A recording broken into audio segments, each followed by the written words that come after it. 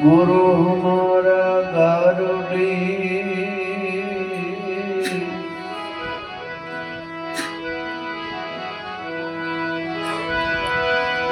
ગુરુ હમારા ગારુડી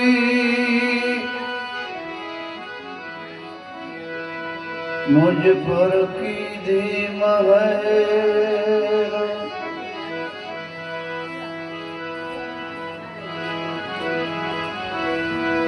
મોરો બતાયો શબ્દનો ઉતર ગયા સબ ઝેર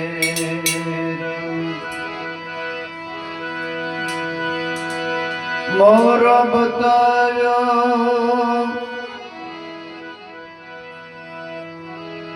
અમને શબ્દનો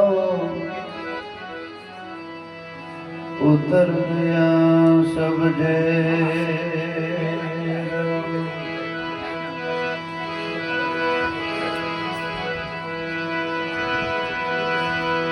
સદગુરુની કૃપા વિના સપને મળે નહીં સત્સંગ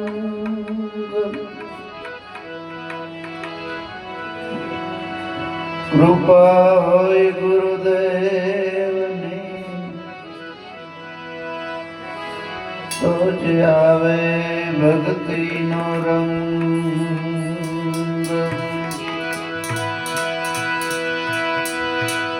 શબ્દ છટકો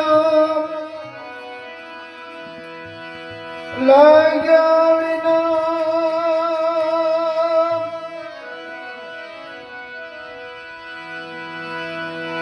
કેમ રીજે કીર્તાર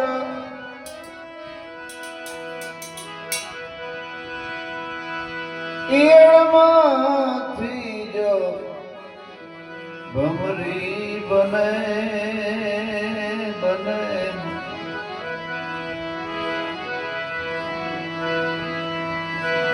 ઈળમાંથી જો ભમરી બને તો માણસને શું લાગે વાર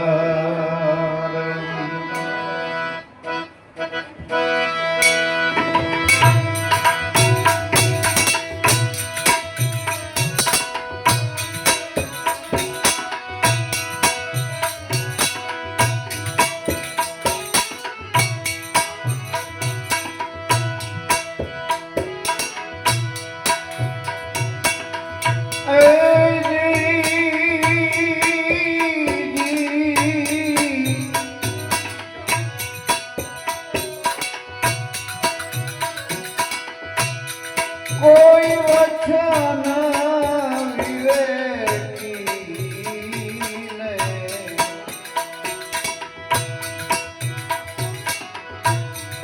જે નરને નારી પાનબાઈ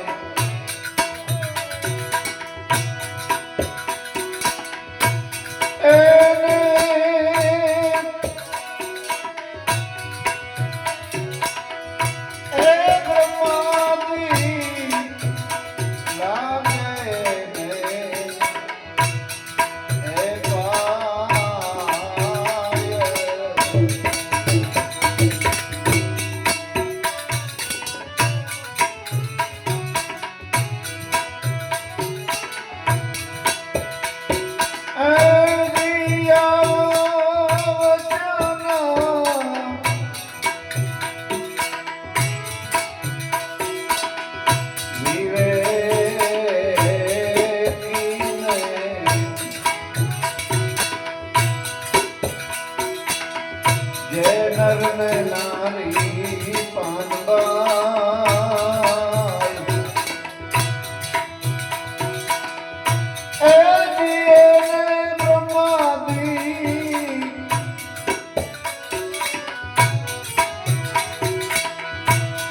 બ્રહ્માદી લાગે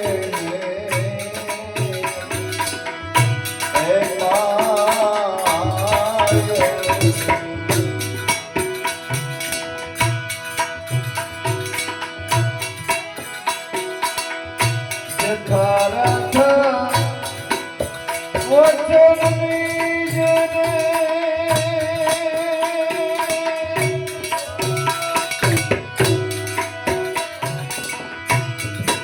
શાન દઈને જાણીને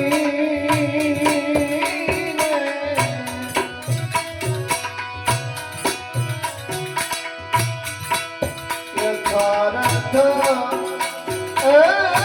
વચનની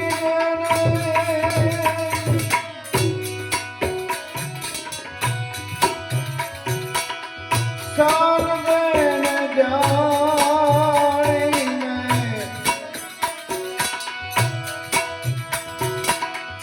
પછી એને કરવું પડે નહીં બીજું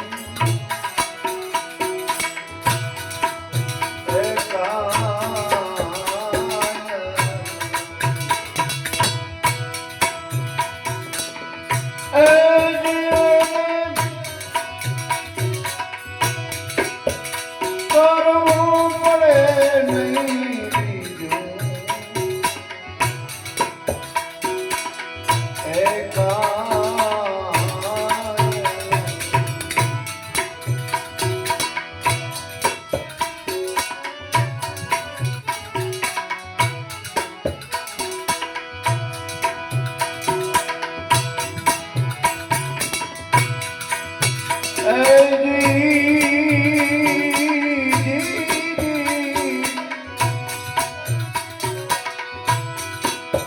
આ વચન મારે સમજે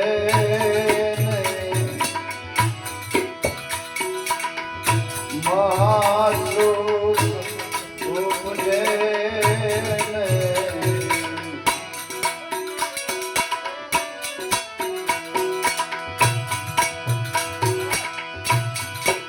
એ ગોતરે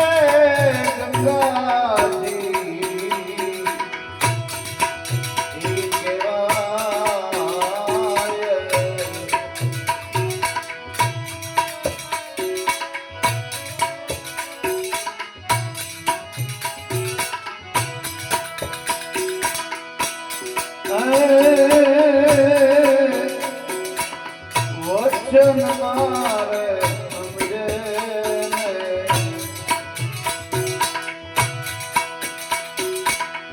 મહાસુખ ઉપજે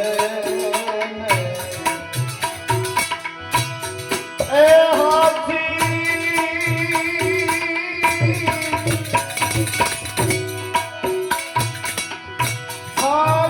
ગત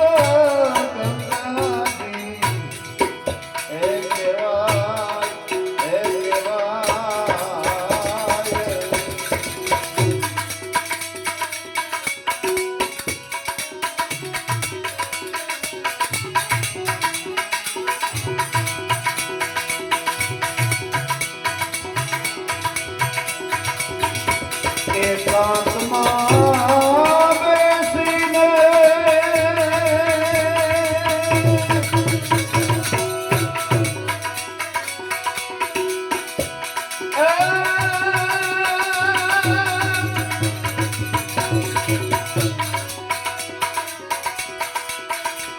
લખને આરાધે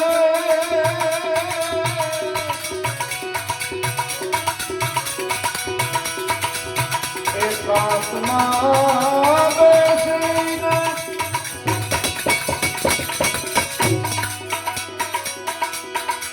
કોઈ લખને આરાધે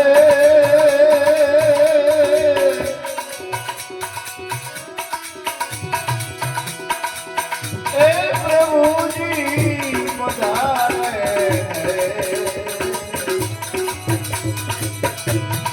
એ દ્વાર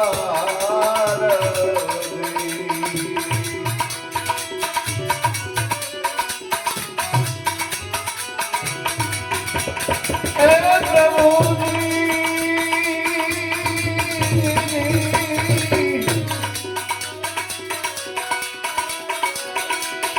તો પ્રભુજી પધારે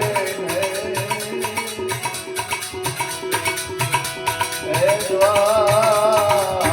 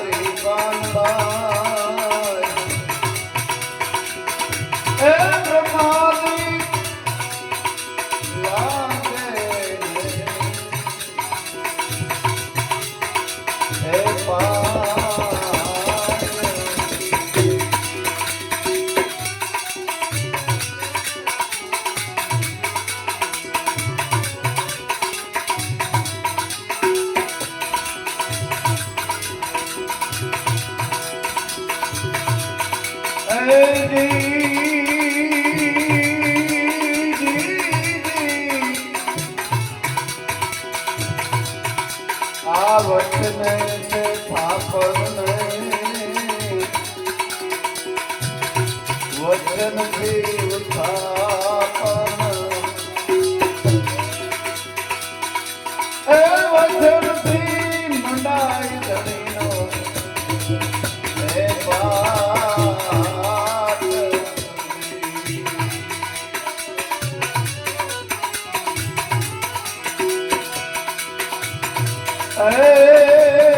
વચને આપણને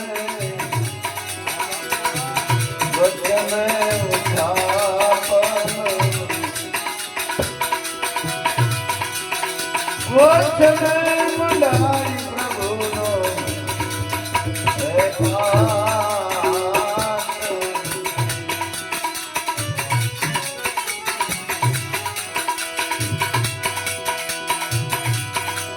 વચના રે પુરા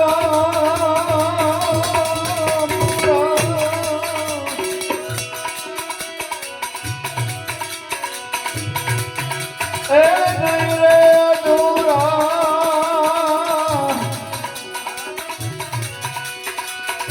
એ વચના પુરા એ નહીં રે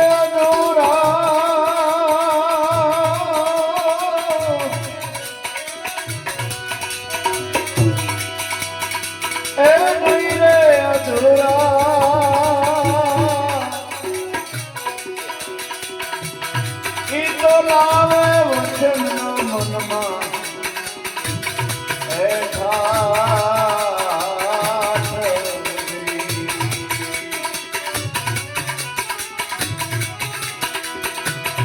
એ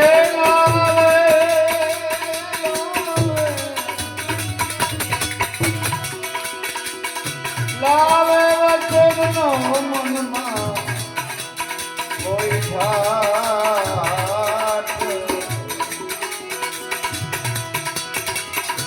આવા વચન વિવેકી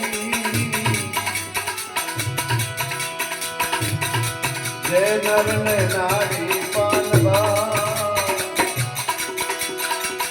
એ બ્રહ્માની લાગે એ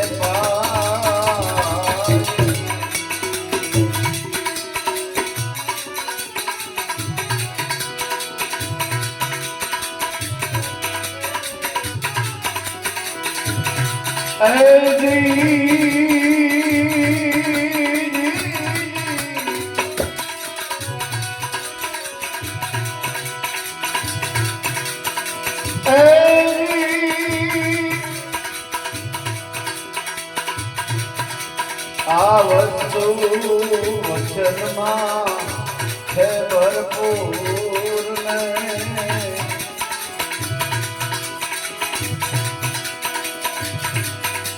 એ વચન છે ભક્તિ કરું એ અંગ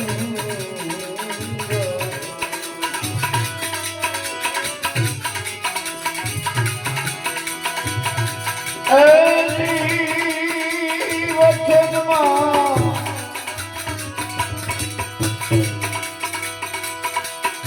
વસ્તુ છે ભરપૂર પાનમાં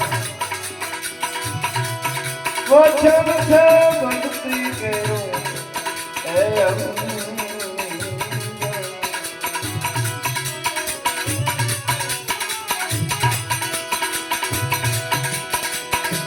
ગંગા રે ભક્તિ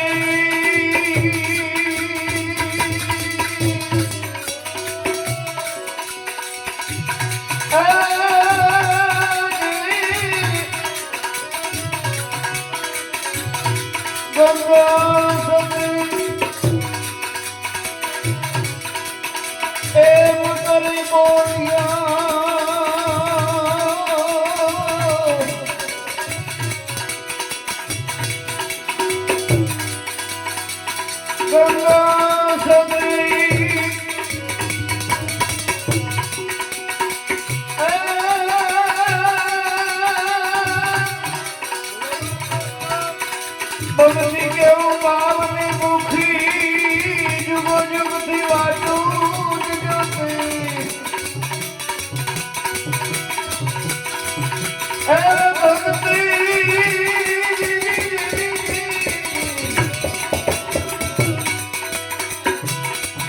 ભક્તિ કેવું ભાવની મુખી જુગો જુગ વાટું જોતી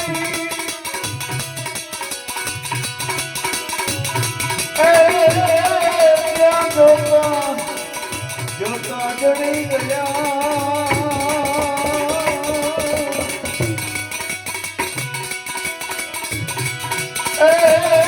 આવામાં સાગરના મોતી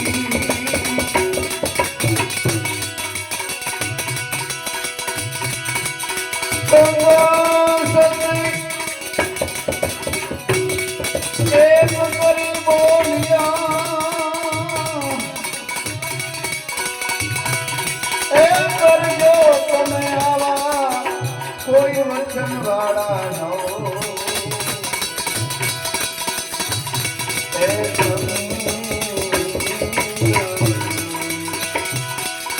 કરજો ને તમે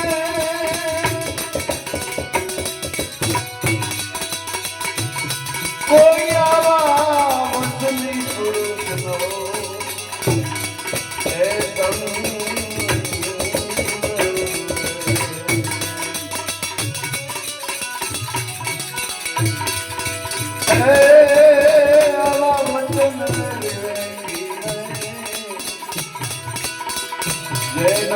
નારી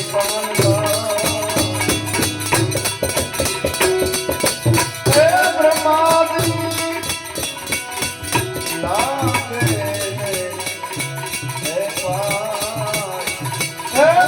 બ્રહ્માદિ લાગે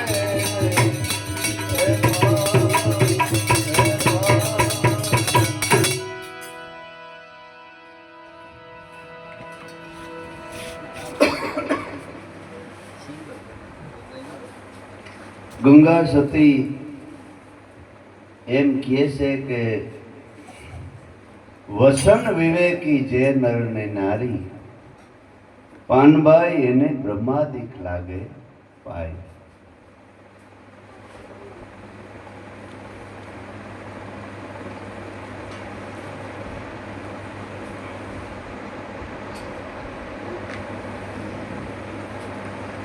તો જેને જેને વસન મળ્યું એને તરત ખબર પડી જાય કે આ કયા વસનની વાત કરે છે. અને ખબર ન હોય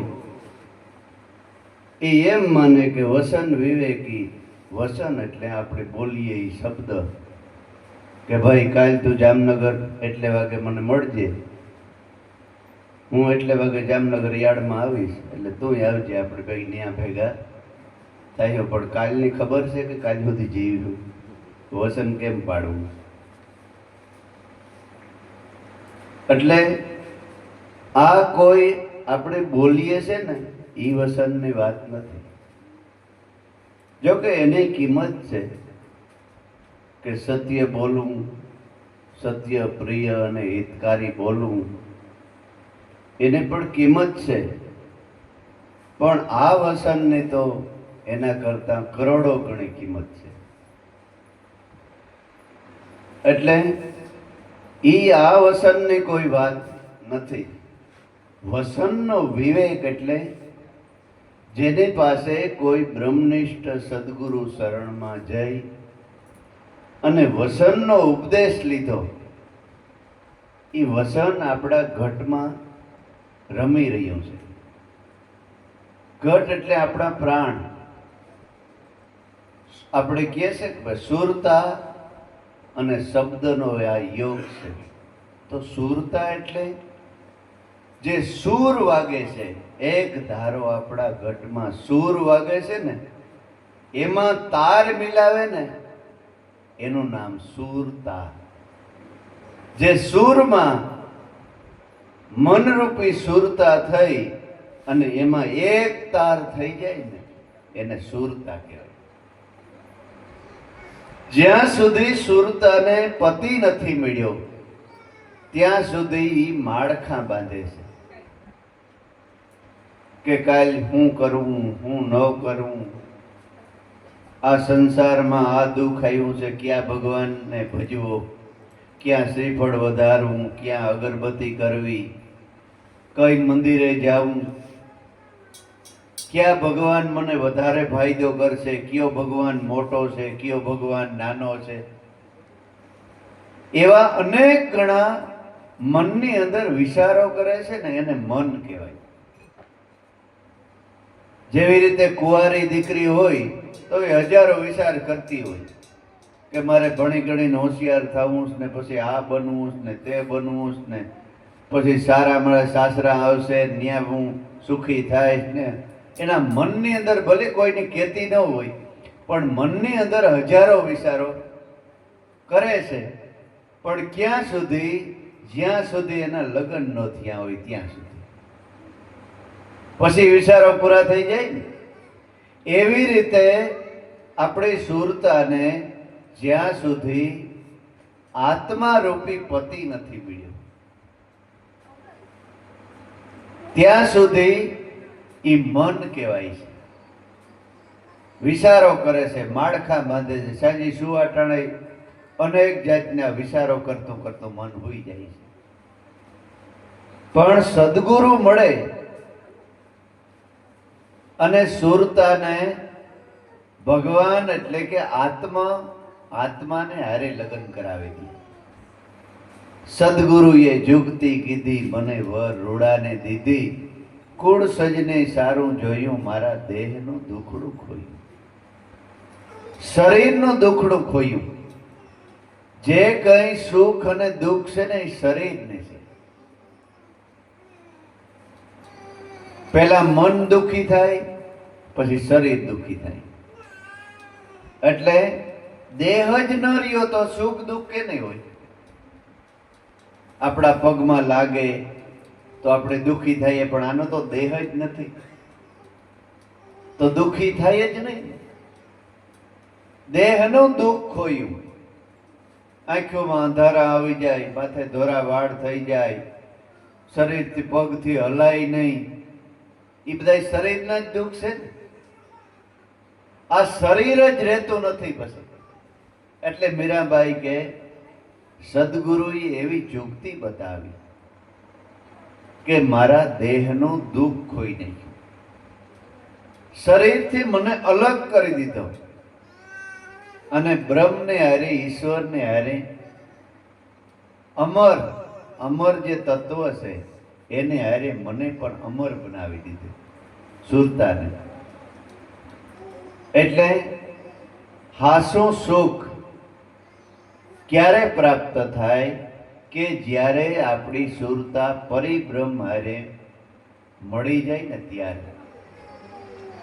પણ સુરતા જ્યાં સુધી શરીર આ દેહને હારે છે ને, કદાચ આખો રૂમ રૂપિયાનો ભરીને તમને સુવરાવે ને તો એ સુખી ન થઈ શકે. કોરોના આવ્યો તેથી ઘણા એમ કહેતા, અમારા ગામમાં એક ભાઈને કોરોના થયા તો એમ કીધું કે સાહેબ તમને કોથરા ભરી દઉં, કયો એટલા રૂપિયાના, પણ મારા બાપને હાજો કરી દીધો. ડોક્ટર કે તારો બાપ તો ઠીક, અમારું કઈ નક્કી નથી, કઈ મરી જાય. કોથરાને શું કરવું? એટલે જે અમર તત્વ છે, પાણીથી ભીજાતો નથી, અગ્નિથી બળતો નથી, શસ્ત્રથી છેદાતો નથી, પવનથી સુકાતો નથી, એ અમર તત્વને હારે સુરતાનું મિલન કરાવી દઈએ પછી પોતે અમર થાય. ઈ વસનની આ ગંગા સતી વાત કરે છે. ઈ વસનનો વિવેક જેને મળ્યો હોય એને બ્રહ્માદિક લાગે ભાઈ. બ્રહ્માદિક એટલે રજોગુણી માણસો. પછી એને પૂજવા માંડે. જો સંતો એટલા થયા તો એના મંદિરો બનાવીને માણસ પૂજે છે. રજોગુણી માણસો એટલે જેને કંઈક જોઈએ છે, જે કંઈક માગવા આવે છે, એ માગે છે. એ રજોગુણી માણસો છે ને, પછી આને બધાયને પૂજવે કે મને કંઈક આપો. ઘણા ફોન આવે આપણને કે બાપુ અમારો એક દીકરો ગાંડા જેવો છે તો હાજર થઈ જાય, અમારા દીકરાને ઘરે એક મીઠું ફળ દઈ દઈએ ને, જો એવી કંઈક કૃપા કરો ને, અમારે આ બાજુમાં છે 2 વીઘા ઈ લેવાઈ જાય તો કૃપા કરો ને.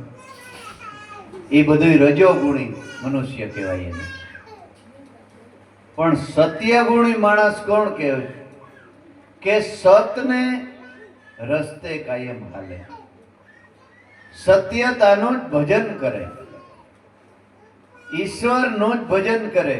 એ કોઈ પાસે માગે નહીં. સત્યગુણી માણસ, એને બધી સમજણ છે કે જે મારા ભાગ્યમાં હશે એ ક્યાંય જવાનું નથી, અને ભાગ્યમાં નથી એ ભગવાન આવીને કોઈ આપી દેવાનો નથી. એ એના ભાગમાં સમજણ માંડેલી છે. એટલે ગંગા સતી કહે છે કે આવા વસન વિવેકી જે નર હોય કે નારી હોય એને બ્રહ્માદિક લાગે ભાઈ. યથાર્થ વસનની શાન જેને જાણી એને કરવું પડે નહીં બીજું કાંઈ. શેલે એનો જવાબ આપ્યો. જથારથ વસન, જથારથ વસન એટલે હામટા વસન. એક માંડવીનો ડોડવો હોય એને એક કહેવાય, આખો ઢગલીઓ પડ્યો હોય ને એને જથારથ કહેવાય. એટલે જેટલા પણ જગતની અંદર આ શબ્દ બોલાય છે એ શેમાંથી આવે છે, એ શેમાંથી જન્મ એનો થાય છે? તો 4 પ્રકારની વાણી છે. પરા, પશ્યંતી, મધ્યમ ને વેખરી. પરા એટલે આપણા ઘટમાં 24 કલાક નાદ ગાજી રહ્યો છે, એ પરા વાણી છે. પણ એમાંથી શબ્દ ઉત્પન્ન ઘડાય છે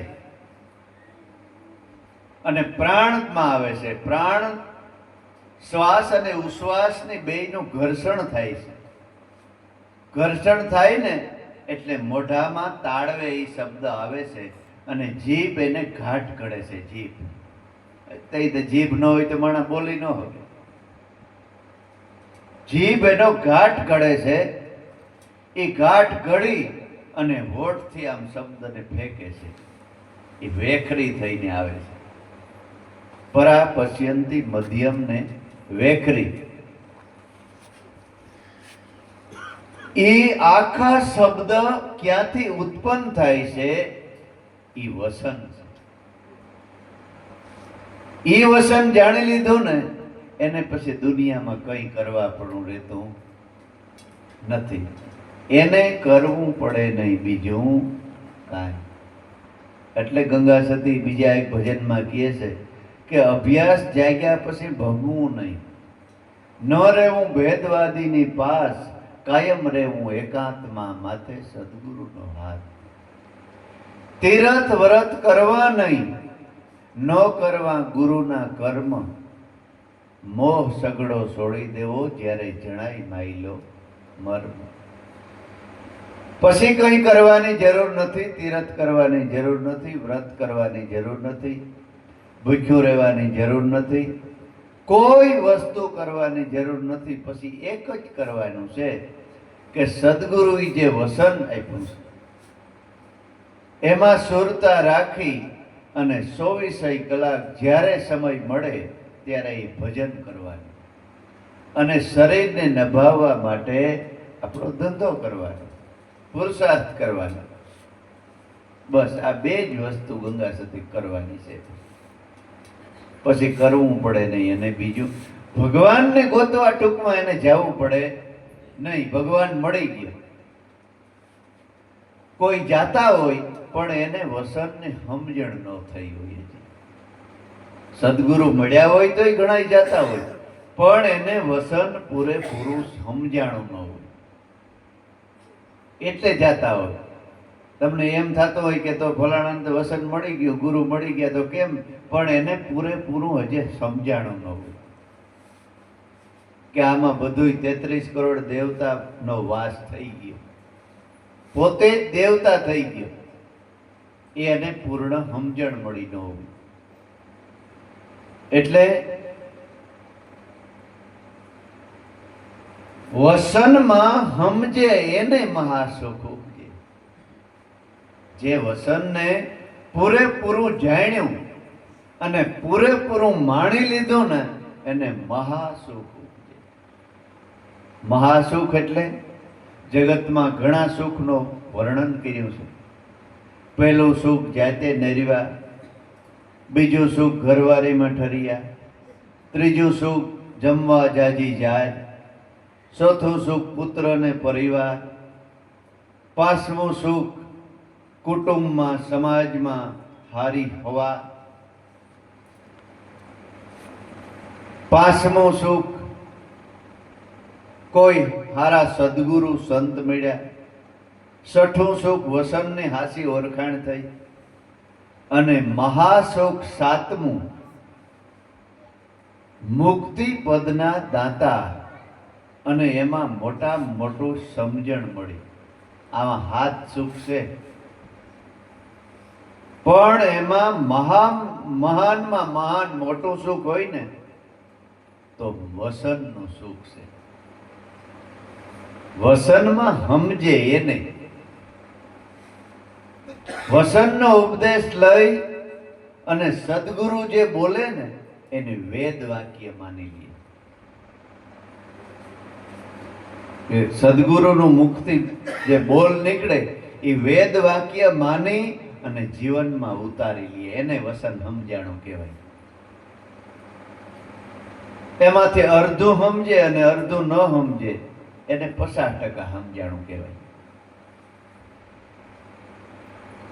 એમાંથી 3 ગણું સમજે ન સમજે ને 1 ગણું સમજે એને 25% કહેવાય. અને મુદલ ન સમજે ને એને વસનની કોઈ કિંમત નથી, એને સલીલ કહેવાય.